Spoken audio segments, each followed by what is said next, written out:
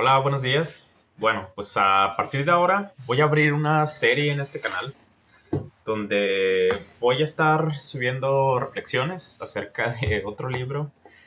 Eh, Voy a hablar de Junji Ito. Es este libro que me regalaron hace como un año. Voy a estar hablando de él que se llama Colecciones de Cuentos Cortos. Porque va a salir una película animada sobre otra historia de Junji Ito que se llama Uzumaki, que es este, que está aquí, que es Espiral hacia el horror. Y tiene otro también que se llama Fragmentos del horror, muy bueno. Junji Ito me gusta muchísimo porque considero que es uno de los... él hace mangas, escribe historias y hace mangas, que son cuentos de terror. Y la verdad es que estoy fascinado con sus cuentos porque además de que yo soy fanático de los cuentos, sus cuentos son muy, ¿cómo decirlo?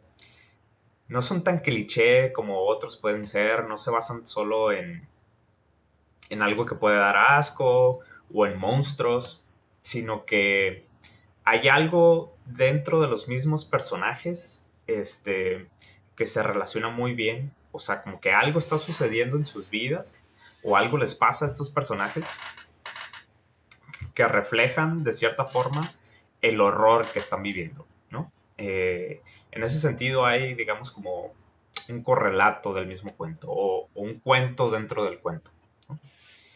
Y la verdad es que siempre he sido muy fanático de los cuentos de terror o del horror. Desde chiquito, recuerdo que como alrededor, como a los 5 o 6 años, yo veía películas de Freddy Krueger y de Jason.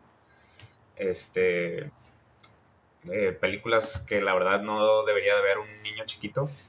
Pero yo recuerdo que cuando mis papás se dormían, yo me quedaba viendo la tele y era cuando en la noche empezaban a poner esas películas. Desde luego que me daba un horror espantoso, pero había una cierta fascinación también, por estas como sensaciones oscuras, ¿no? Un cierto sadismo, yo creo que también me llamaba la atención, ¿no? Y pues para de alguna forma celebrar esta película animada que ya lleva en producción como alrededor, yo creo que como de 5 años. La verdad es que ha tardado muchísimo. Y es la historia más famosa, me parece, de Junji Ito. Eh, es un, es una historia, no es realmente larga, eh, pero la verdad yo no sé si considerarla la mejor, en cuanto a historia narrativa. No me parece como lo mejor. Tienen algunas partes que no se me hacen tan buenas del todo, pero en sí, hay una especie como de obsesión por los espirales, que es como el centro de la historia, ¿no? Y pues en celebración a esta película que van a sacar, o esta animación, voy a estar leyendo esto y voy a estar comentando acerca de estos cuentos, eh, que la verdad es que apenas voy empezando y ya empezamos con el pie derecho. O sea, es un cuento, el primero es muy rico en sustancia, y bueno, pues me gustaría hablar al respecto de este cuento, ¿no? De hecho, escribí un texto, perdón por si estoy todo el tiempo volteando la cámara, pero la verdad es que me gusta tener algo con lo que pueda basarme para seguir hablando y no estar sacando como cosas de la nada de repente, ¿no? El cuento se llama Los millones de solitarios de Junji Ito. Voy a tratar de ponerles un link donde puedan verlo por si les interesa. No, quisiera mostrarles, pero no puedo hacerlo porque pues la verdad son cuentos muy... digo, las imágenes son muy fuertes, entonces es probable que me puedan cancelar el canal o algo así. Entonces no quiero eso. Para evitar eso, pues simplemente voy a contarles de qué trata más o menos, sin spoilearles mucho, ¿no? Entonces el cuento se llama Los millones de solitarios y narra la historia de Michio, que es un joven japonés que está pronto a cumplir la mayoría de edad en Japón, la cual se considera a partir de los 20 años. Este joven es un hikikomori, ¿no? Que en japonés hikikomori quiere decir pues, ser confinado o recluirse. Los hikikomori son aquellas personas que se aíslan socialmente y generalmente se encierran en sus cuartos por meses o años sin trabajar ni estudiar. Simplemente pasan el día jugando o sentados frente a una pantalla. Micho vive con su mamá, quien cuida de él y le lleva de comer a su cuarto. Sabemos que Micho ha estado así alrededor de 7 años, más o menos desde que estaba en secundaria, pero no sabemos por qué razones. La madre de Micho sufre al ver a su hijo así, pero cada vez que intenta acercarse a él y confrontar su aislamiento, Micho se enfada con ella y le pide que lo deje solo. Por otra parte, en la historia empiezan a ocurrir una serie de asesinatos extraños donde las víctimas, generalmente en pareja o grupo, son encontradas semidesnudas, pegadas y cosidas unas a otras con hilos en diferentes partes del cuerpo, como los párpados o labios y algunas extremidades, y esto hace que las víctimas aparezcan en posiciones deformadas y grotescas. Un día Micho recibe una carta que lleva una invitación para la ceremonia escolar que se hará para celebrar la mayoría de edad de sus alumnos. Esto hace recordar a Micho sobre una compañera, Natsuko, que fue la única en aquel tiempo que no se burló de él y que llegó incluso a defenderlo. Micho la recuerda con gran afecto, una chica muy bonita y popular, y, arrepentido de nunca haberse animado a confesarle su amor, se pregunta qué habrá sido de ella. En ese momento Micho es interrumpido por un ruido distorsionado en la radio. Comienza a filtrarse entre la señal de las estaciones una canción, que en un tono soso la letra invita a tomarse a todos de las manos, a ser amigos y conectarse con el corazón, como si se tratara de una canción para niños. Estar solo es aburrido, tararea la canción. Millones de solitarios, millones de solitarias, repite el coro apagándose poco a poco. En ese momento, como si la historia jugara con nosotros, aparece Natsuko frente a la casa de Micho. Está ahí para invitar a Micho personalmente a la ceremonia. Atraído por la belleza de Natsuko y la incógnita de su repentina visita, Micho se ve forzado a salir de su aislamiento para ver qué es lo que quiere Natsuko. Natsuko le dice a Micho que varios de sus compañeros se reunirán en un café cercano y necesitan ayuda para organizar la reunión. Natsuko toma a Micho de la mano y lo jala para que la acompañe. Micho titubea, pero, ilusionado por la chica, la acompaña sin oponer resistencia. Al llegar ahí, es recibido por viejos amigos, quienes le brindan apoyo y parecen mostrarse compasivos por su situación. En especial Keisuke, quien revela que pronto se casará con Natsuko, su pareja. En ese momento, la ilusión de Micho se rompe y se ve confrontada por la decepción de la noticia. Micho decide irse. En el camino de regreso, ve que un tumulto de gente se reúne alrededor de la barandilla que delimita un canal de agua. Parecen estar en shock. Señalan algo que flota por el río. Micho se acerca y descubre con horror la escena. 6 personas semidesnudas flotan sin vida, pegados entre sí por hilos. Sus caras deformadas por la tensión de sus uniones. Sus extremidades rígidas, pegadas entre sí como marionetas que se han enredado. De pronto, el ruido de un motor se escucha en el cielo. Es una avioneta. De esta van cayendo unos folletos, como si se tratara de algún tipo de propaganda. Micho toma uno y lee: Vamos a tomarnos todos de las manos. A ser amigos. Una canción se escucha a lo lejos, le parece familiar. Estar solo es aburrido.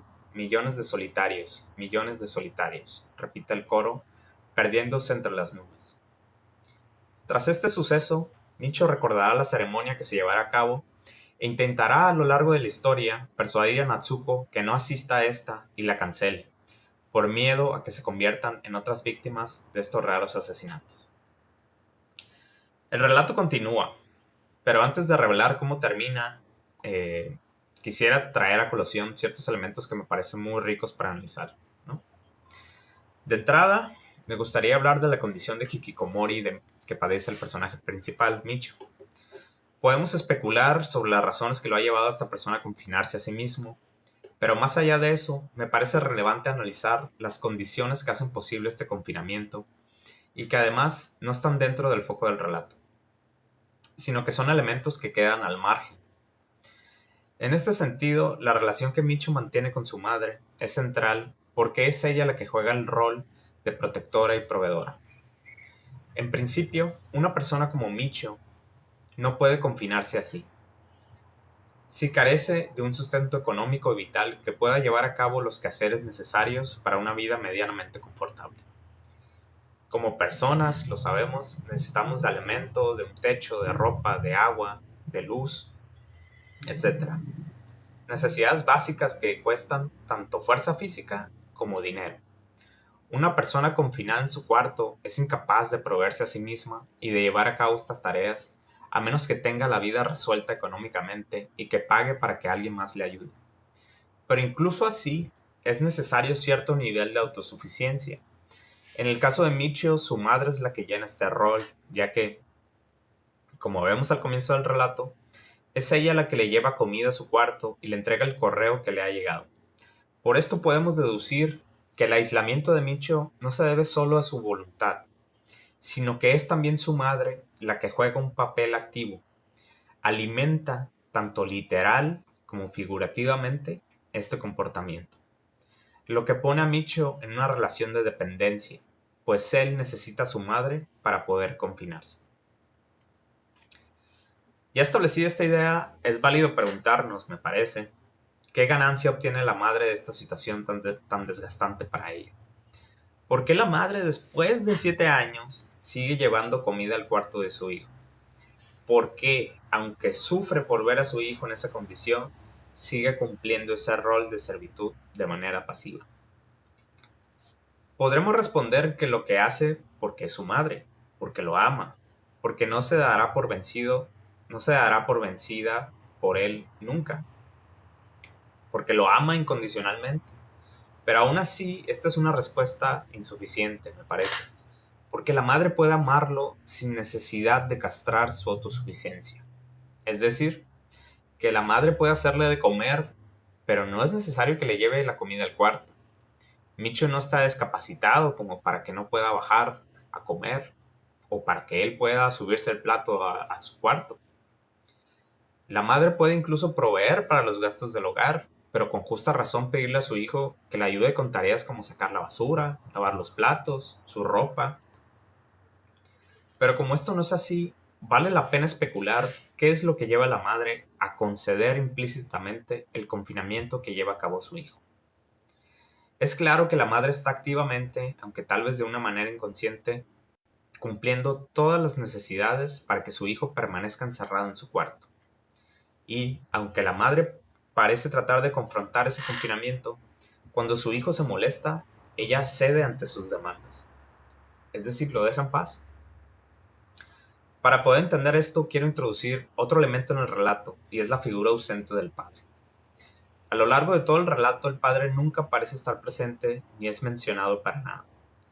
Bien puede ser que desde el principio sea una madre soltera, o quizá el padre los ha abandonado ya hace tiempo. En cualquier caso, me parece que esta ausencia del padre aporta también a la condición de Micho. Sin una figura paterna, Micho puede ser que carezca de un modelo con el que pueda enfrentarse a ese mundo que le resulta hostil.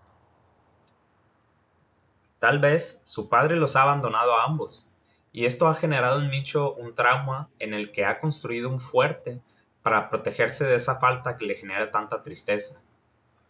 Por otro lado, puede ser que también Micho culpe a la madre de este abandono, y por eso la relación con su madre le resulta tan espinosa.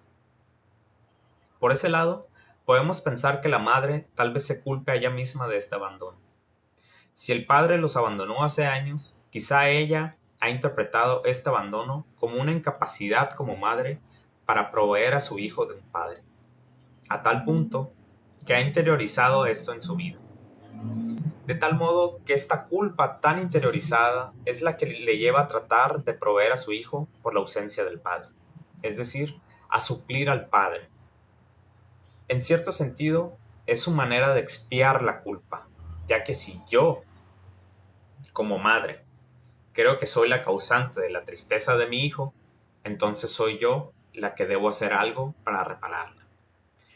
Por eso, Micho lleva a cabo un acto regresivo, pues al darse cuenta que su madre provee para sí, se inhabilita él mismo. Es decir, si yo me doy cuenta que no hace falta hacer un esfuerzo por mantenerme a mí, por ser autosuficiente, entonces, ¿qué hago? Pues que esas habilidades que tengo para responder a mis necesidades, pues ya no las necesito. Me vuelvo un discapacitado, me incapacito a mí mismo. Retorna así como un bebé al vientre materno. En cierto sentido, podemos decir que se encuentra confinado a la panza de su madre, ya que para Micho, su cuarto es ese espacio que lo protege del mundo allá afuera. Es la barrera maternal que lo cuida del dolor y la tristeza, del peligro y del dolor, justo como lo es el vientre materno. La madre provee así de todas las necesidades que Micho necesita para que no tenga que valerse por sí mismo, pero al mismo tiempo depende de ella.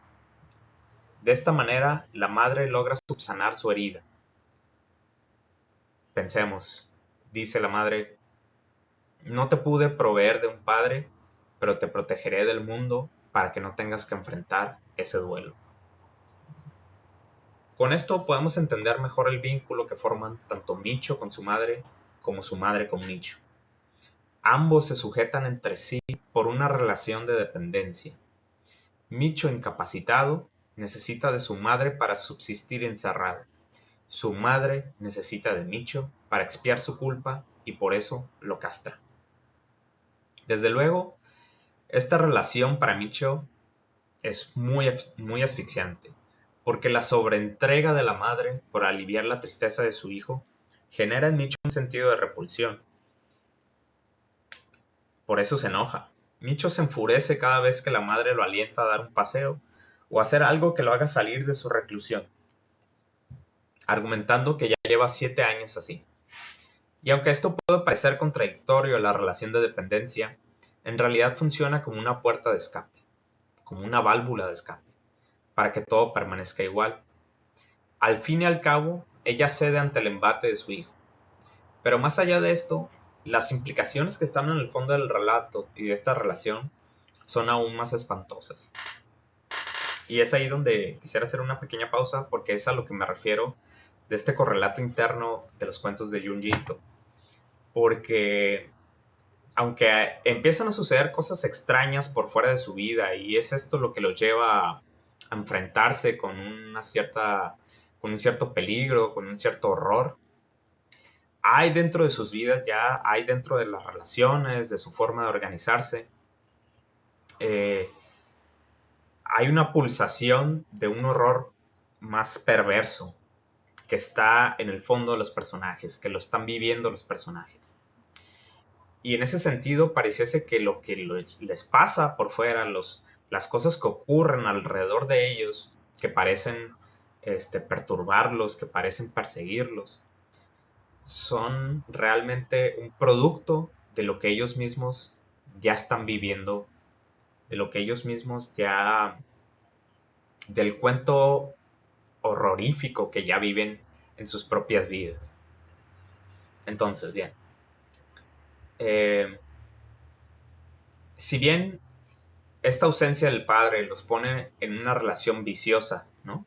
O sea, tanto Micho como su madre, también los confronta en el fondo a mirar lo simbólico del papel que juega cada uno. En ausencia del padre, la relación madre a hijo corre el riesgo de volverse incestuosa. Porque si bien la madre es capaz de proveer la protección de la que no pudo proveer el padre, de la misma forma el hijo también puede suplir el rol que ha abandonado el padre. En este caso, la de proteger y proveer para la madre, lo que implica que el hijo pasa a ser esposo de su propia madre. A ver, me detengo un poquito porque creo que hice saltos muy grandes, pero lo que me refiero con esto es que si tanto la madre, para expiar su culpa, ¿no? Puede suplir al padre, lo que queda en ausencia del padre, también la respuesta que puede dar Micho, digamos, el peligro de dar respuesta a esta ausencia del padre, es que Micho se convierta en su padre, ¿no? Que debido a la ausencia que ha dejado en la configuración de la relación, de la estructura familiar, ¿no? Pensemos, por ejemplo, en cuando eh, en la casa, si nosotros, por ejemplo, éramos los que sacábamos la basura, cuando alguien falta, pues es esa persona que tiene que salir a responder por esa ausencia, ¿no? Es la que tiene que jugar ese papel, pues, ¿no?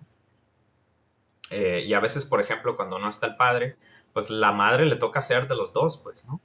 Es decir, nunca está, no es simplemente una madre, sino también tiene que salir a ser un padre también, ¿no? Porque en nuestra estructura mental, digamos, hay una cierta necesidad de eso, pues, ¿no? No podemos pensar, digamos, y esto a lo mejor sería una reflexión para después, pero hay una cierta estructura mental que llevamos o que reproducimos en nuestra propia vida, ¿no? A pesar de que no hayamos tenido un padre o no hayamos tenido una madre o no hayamos tenido hermanos, hay un cierto juego que la sociedad exige, pues una cierta postura frente a eso, ¿no? Que vivimos como si estuvieran, ¿no? Que los sacamos a luz, los reproducimos, ¿no? Y es en ese sentido donde Micho, por ejemplo, si Micho ve que su padre no está, si Micho, por alguna forma, en lugar de evadir ese duelo, o más bien para responder a ese duelo, a esa ausencia, lo que puede hacer es tomar el lugar del papá. Pero si toma el lugar del papá, esto significa que se convierte en el esposo de su propia madre. Es decir, deja de ser el hijo para ser el padre y el padre de su madre, ¿no? O más bien el papá de sí mismo, eh, pero lo junta como si como si estuvieran casados, pues, ¿no? Y a lo mejor es este horror, ¿no? Este pensar en que puede ser, ¿no? El horror que le provoca el incesto, pues, ¿no? Lo que lo lleva justamente a encerrarse, a escapar de eso, pues, ¿no? A tratar de escapar de eso, ¿no? A confinarse a sí mismo, ¿no? Porque la sola tentación, la solamente opción, posibilidad que está ahí, pues es lo que lo termina aislando, pues, ¿no? Es lo que lo termina tratando de escapar de eso, pues, ¿no? Y por eso se enfada con la madre, pues, ¿no? Porque a lo mejor también la exigencia de la madre es eso, la exigencia que deje de ser hijo y se convierta en padre, pues. Y así llegamos, pues, al complejo de Edipo.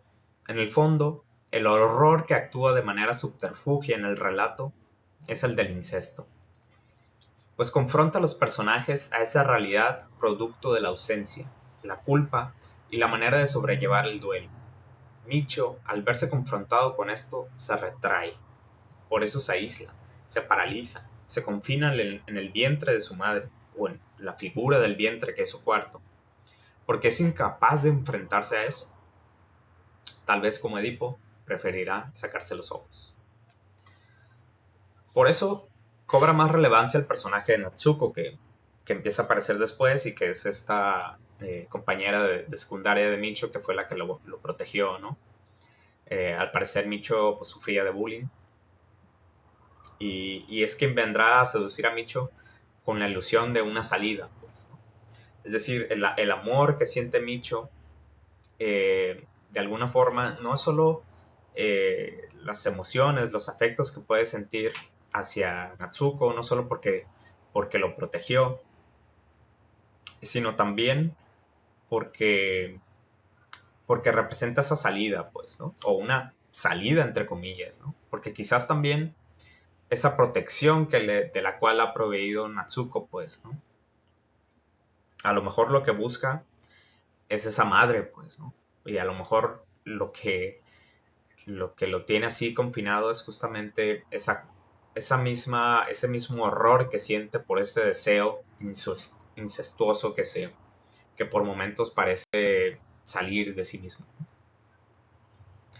Pero ¿por qué representa Natsuko una salida al confinamiento de Micho? Bueno, pues porque implica una separación con la madre. Natsuko representa una salida de ese confinamiento vicioso. La posibilidad de emparejarse con Natsuko implica que Micho puede liberarse del confinamiento materno. De ahí surge el deseo de Micho. La atracción hacia Natsuko no es solamente por su belleza física o por su personalidad, sino quizá podemos entender que en el relato su belleza física es el reflejo de esa salida. De ahí, cuando por primera vez se rompe esta ilusión, ¿no? Cuando la pareja de Natsuko, ¿no? Revela que están pronto a casarse, pues Micho se desilusiona, ¿no? Se pierde, se le rompe el corazón. Y Micho lo que hace es, Pues regreso a mi confinamiento. Si ya veo que esta posibilidad está siendo mermada, está siendo cercenada, pues lo que hago es que me retiro, pues, ¿no? Vuelvo otra vez a mi cueva, pues, vuelvo otra vez al vientre materno. ¿Por qué? Porque ya no existe esa posibilidad. Y eso es lo que me gusta mucho de las historias de Junji Ito. Entonces, esa es una idea. Por otro lado, hay esta, además de estos sucesos extraños que empiezan a aparecer, eh, quiero también traer este otro elemento que está en el cuento, que son este tipo de propaganda que de repente sale por la radio, de repente sale en esta avioneta donde caen estos folletos, porque aunque es muy curioso porque la canción que sacan, pues, me recordó mucho a los anuncios, estos anuncios de Google, de Facebook, de las redes sociales en general, ¿no? Estos anuncios súper super fluidos, súper chic, súper movidos, ¿no? Cool, ¿no? Todo es buena ondita. Eh, donde donde, pues ahorita parecen muy ridículos, pues, ¿no? Uno los ve donde esta ilusión que mostraban las redes sociales, ¿no? O que querían mostrar, donde nos decían que las redes sociales nos iban a conectar, ¿no? Que las posibilidades de conectarnos con personas de otros mundos, ¿no? Con personas ¿qué digo? De otros mundos, de otros países, con personas de otras culturas, ¿no? Donde podamos compartir cosas eh, pues padres, ¿no? Donde podamos encontrar personas que les gustan unas cosas que a nosotros. Y aunque en cierto sentido siempre está esa posibilidad, ahora nos damos cuenta que, sobre todo, por ejemplo, en la pandemia, que una vez que estamos confinados, pues las redes sociales no suplían el contacto físico, ¿no?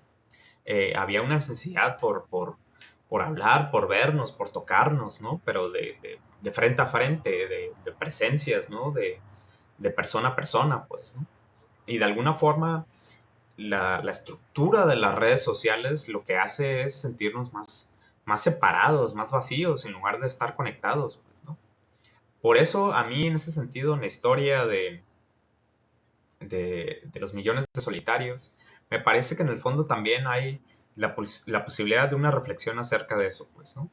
De que este nuevo mundo que hemos construido, ¿no? A partir de las nuevas tecnologías, ¿no? De la inteligencia artificial, los algoritmos, las redes sociales, donde todo tiene que estar registrado, todo tiene que ser subir una foto al Instagram, comentar en Facebook, los memes. Este nuevo mundo tecnológico, pues, ¿no? Más que utópico, parece distópico. Y es esa distopía, ¿no? Ese lugar, espinoso, ese lugar eh, que quema,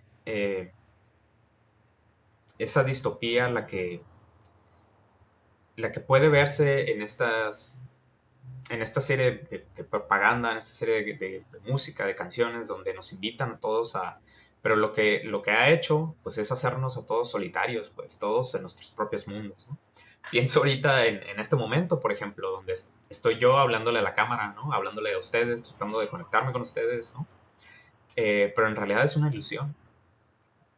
Yo en este momento estoy solo, ¿no? Estoy con mis audífonos, estoy con mi micrófono, eh, y estoy hablándole a la cámara y estoy hablándome a mí prácticamente, ¿no? Yo no sé qué, claro que tengo la ilusión de tal vez suscitar en ustedes emociones, suscitar en ustedes reflexiones, pero no hay nada que me dé certeza de eso, ¿no? La certeza ahorita es que estoy en un cuarto, confinado, encerrado, eh, hablando de estos temas con ustedes que probablemente me estén escuchando de fondo, ¿no? Mientras se están haciendo de comer o se están sirviendo agua o yo qué sé, otras cosas, ¿no? Eh, pero me parece que hay una gran crítica en eso, pues, ¿no? El confinamiento, pues, ¿no? Eh, en la pandemia todos nos volvimos hikikomoris, ¿no? Todos nos volvimos, nos confinamos a nosotros mismos, ¿no? Justo por este miedo a enfermarse, este miedo a contagiarse, pues, ¿no? Empezamos a ver a los otros como enemigos, como posibles enfermos, ¿no? A alejarnos, a distanciarnos, ¿no? Este, este hecho de tomar distancia frente al otro, pues, ¿no? Era también un alejamiento, pero era un alejamiento que ya practicábamos y ya lo practicamos al utilizar las redes sociales, ¿no? Hay una cierta distancia, una distancia, ¿no? Por eso también las redes sociales me parece que más que conectarnos, también lo que han hecho es interrumpir esa comunicación, intervenir en esa comunicación. ¿Cuántas veces no tratamos de expresar algo a través de WhatsApp, a través de una red social y lo único que hacemos es que, por ejemplo, toda esta polarización me parece que se vive es producto justo de esa estructura de las redes sociales, ¿no? Esa estructura de que si alguien comenta algo, entonces hay alguien que piensa todo lo contrario, o hay alguien que no le parece esto, o que estás ignorando esto, ¿no? Y todo parece ser una serie de ataques, pues, ¿no? Y creo que vale la pena preguntarnos por qué entendemos a esto como ataques, por qué cada vez que alguien comenta algo pensamos que es un ataque. Pareciese que hay algo que se pierde en esta forma de comunicación, algo que se pierde en la voz viva, en la voz hablada, que, que nos hace pensar que lo que se nos está diciendo es algo que ataca la misma subjetividad, que ataca a la misma persona, pues, ¿no? Y generalmente no es así, pues, ¿no? Entonces, vale la pena reflexionar acerca de esto. Para volver a la historia, me parece que justo es ese otro horror también, ¿no?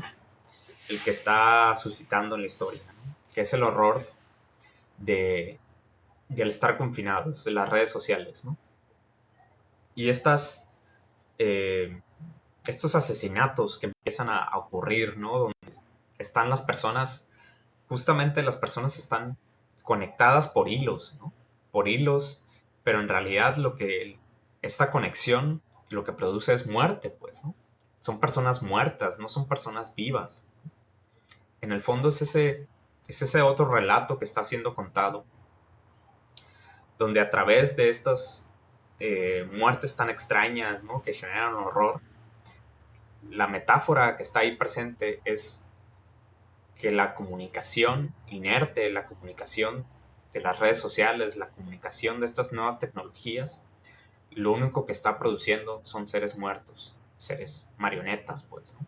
La inteligencia artificial, por ejemplo, que pensamos y que ahorita ha sido un boom, aunque parece que ya está un poco cayendo en decepción, ¿no? Porque uno cuando le habla a estas inteligencias artificiales lo que ve es que pues que se inventan cosas, ¿no? No sé si a ustedes les ha pasado, pero cuando tú le preguntas algo al ChatGPT o esto, le preguntas cosas como muy específicas o cosas un poco, hay veces que se inventa ciudades, se inventa territorios con tal de complacer o con tal de dar una respuesta, ¿no? Lo cual pues es algo que vale la pena preguntarnos, ¿no? O sea, ¿por qué estas eh, estas tecnologías están siendo diseñadas para complacer o para darnos la ilusión de que nos responden, ¿no? Pero en el fondo no hay nada certero, pues, ¿no? Lo único que están haciendo es reproduciendo, inventando información, ¿no? Provocando más fake news, pues, ¿no? En esta era de la información desmedida, ¿no? Donde cualquiera puede meterse y encontrar información acerca de lo que sea, pues, ¿no?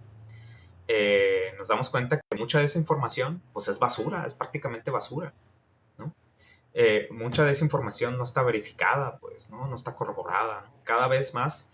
Y yo creo que ese es el problema que se irá desarrollando en estos tiempos, es que esta información basura pues va a estar en todas partes, pues, ¿no? Y cada vez menos vamos a empezar a confiar más en estas tecnologías, pero sin embargo, pues no tienen ninguna fiabilidad, pues, ¿no? Eh, pero bueno, pues esa será una reflexión para la siguiente. Por ahora lo voy a dejar aquí. Eh, Voy a ir siguiendo leyendo los cuentos de estos y las reflexiones que me susciten, pues voy a estar compartiéndolas por aquí y espero que les guste. Gracias.